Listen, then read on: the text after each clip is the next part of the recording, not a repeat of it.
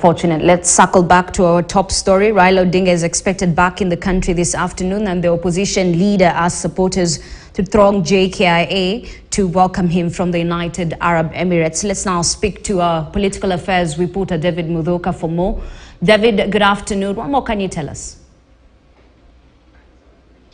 Good afternoon, Ashley. And indeed, the opposition leader, Raila Odinga, is expected at the Jomo Kenyatta International Airport this afternoon, and to be precise, at 2:30 p.m., where he will be arriving after a week-long tour of Dubai, that is in the United Arab Emirates.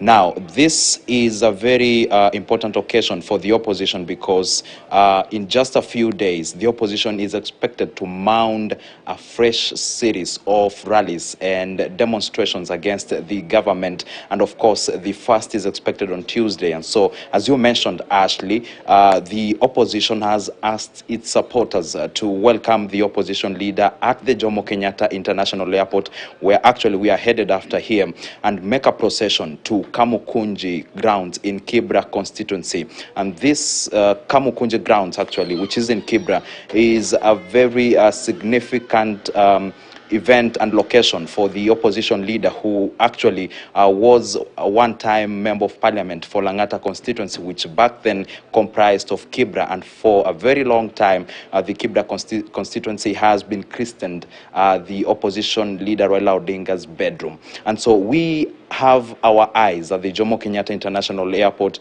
We also have our eyes at the Kamukunji grounds in Kibra constituency, just to see what the opposition will have to say, considering also there are expectations to see what directions the opposition leader will be given as regards to the anti-government demonstrations that the opposition began earlier this year. And we saw 3 of them held, that is last month, and then the opposition put a pause to them to pave the way for bipartisan talks between the government and the opposition that would be on issues that the opposition side had raised, among them the cost of living, the reconstitution of the IEBC, as well as the opening of the IEBC servers that contained results of the highly contested 2022 presidential election. And so after a while, we have seen that those talks hit a dead end. And on Tuesday, we saw the opposition side say that they were considering actually pulling out from the talks because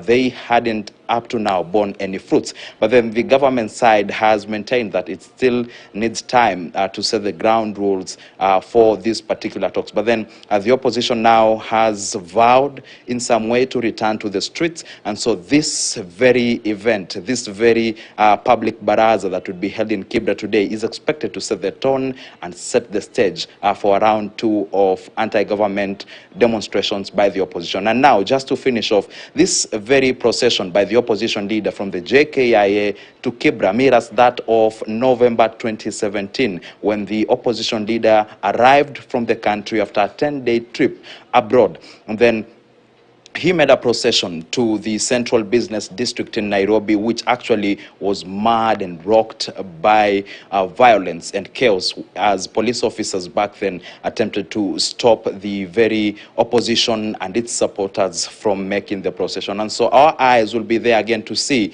how peaceful or otherwise this very procession will be. And then, of course, our viewers will have will get to know as it develops, as the very story develops, as the day continues. So, Ashley, that is it for now.